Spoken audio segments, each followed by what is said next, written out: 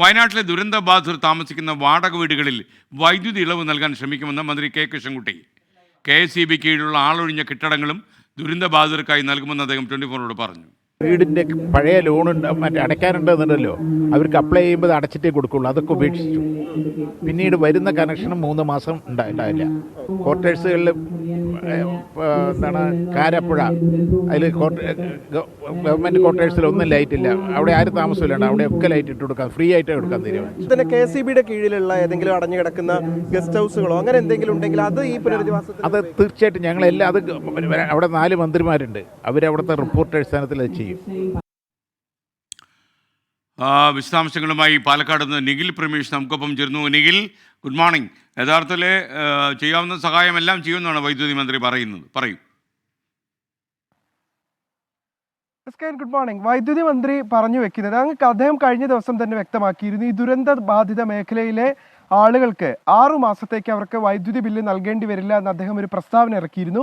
എന്നാൽ ആ പ്രസ്താവനയെ ഒരു തമാശ രൂപേണയാണ് പലരും കണ്ടത്. കാരണം ആ മേഖലയിലൊന്നും വീടുകളില്ലല്ലോ. അപ്പോൾ പിന്നെ അവർക്ക് ഇളവ് നൽകിയിട്ട് എന്താണ് കാര്യം എന്തായിരുന്നു സോഷ്യൽ മീഡിയയിലൊക്കെ ചോദ്യം. നമ്മൾ അദ്ദേഹത്തോട് ഇക്കാര്യം ചോദിച്ചപ്പോൾ അദ്ദേഹം പറഞ്ഞത്, ഈ വീടുകളിലുള്ള ആളുകൾക്കൊക്കെ കുടിശ്ശിക ഉണ്ടാകും, ആ തുക പൂർണ്ണമായി ഒഴിവാക്കി നൽകും. അതുമാത്രമല്ല, അവരിനി വാടകയ്ക്കാണ് താമസിക്കാൻ പോകുന്നത്, അടുത്തൊരു സ്ഥലത്ത് അവരുടെ വീട് ഒരുങ്ങുന്നത് വരെ.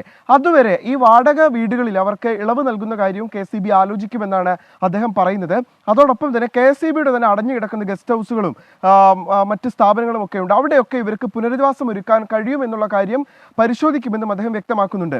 നമ്മൾ ഈ മുണ്ടക്കയിലെ KSEBയുടെ പ്രവർത്തനങ്ങൾ എടുത്തു പറയേണ്ടത് തന്നെയാണ് സ്കെയിൻ. കാരണം ഇങ്ങനെ ഒരു വലിയ ദുരന്തമുണ്ടായി, കേരളം ഇന്നോളം കണ്ടിട്ടില്ലാത്ത തരത്തിലുള്ള ഒരു വലിയ ദുരന്തമുണ്ടായി. മണിക്കൂറുകൾക്ക് ശേഷം, മണിക്കൂറുകൾക്കുള്ളിൽ അവിടെ വൈദ്യുതി ബന്ധം പുനഃസ്ഥാപിക്കാൻ കഴിഞ്ഞു എന്നുള്ളത് വളരെ പ്രധാനപ്പെട്ട ഒരു കാര്യമാണ്. ഒരു പക്ഷേ ആ വൈദ്യുതി ബന്ധം പുനഃസ്ഥാപിക്കാൻ കഴിഞ്ഞിട്ടില്ലായിരുന്നെങ്കിൽ അത് രക്ഷാപ്രവർത്തനത്തെ അടക്കം കാര്യമായി ബാധിച്ചേനെ. അതുകൊണ്ട് തന്നെ വളരെയധികം പ്രയാസപ്പെട്ടാണ് KSEB ഉദ്യോഗസ്ഥർ അവരുടെ ജീവൻ പോലും പണയപ്പെടുത്തിയാണ് അവിടെ വൈദ്യുതി ബന്ധം പുനഃസ്ഥാപിച്ചത്. ഇത്രയൊക്കെ കാര്യങ്ങൾ ചെയ്തിട്ടും തങ്ങൾക്ക് പരിഹാസവും ട്രോളും മാത്രമാണ് ബാക്കിയായത് എന്നുള്ളൊരു പരിഭവം കൂടി മന്ത്രി പങ്കുവെക്കുന്നുണ്ട്. എന്തായാലും അവരുടെ പുതിയൊരു തീരുമാനം, അതായത് വാടക വീടുകളിൽ താമസിക്കുന്ന ആളുകൾക്ക് പോലും ഇളവ് നൽകാനുള്ള കാര്യം ആലോചിക്കുന്നു എന്നുള്ളത് വളരെ സ്വാഗതാർഹമായിട്ടുള്ള ഒരു കാര്യമാണ്. അത് ഒരുപക്ഷെ ഇനി വരുന്ന കുറച്ച് നാളത്തേക്ക് ജോലിയൊന്നും ഇല്ലാതിരിക്കുന്ന വയനാട്ടിലെ ദുരന്തബാധിതരെ സംബന്ധിച്ചിടത്തോളം വളരെ സഹായകമായിട്ടുള്ളൊരു കാര്യവുമായിരിക്കും. അതോടൊപ്പം തന്നെ KSEBയുടെ വിവിധ കെട്ടിടങ്ങളിൽ അവർക്ക് താമസമൊരുക്കുന്ന കാര്യവും പരിശോധിക്കുമെന്നാണ് മന്ത്രി വ്യക്തമാക്കുന്നത്.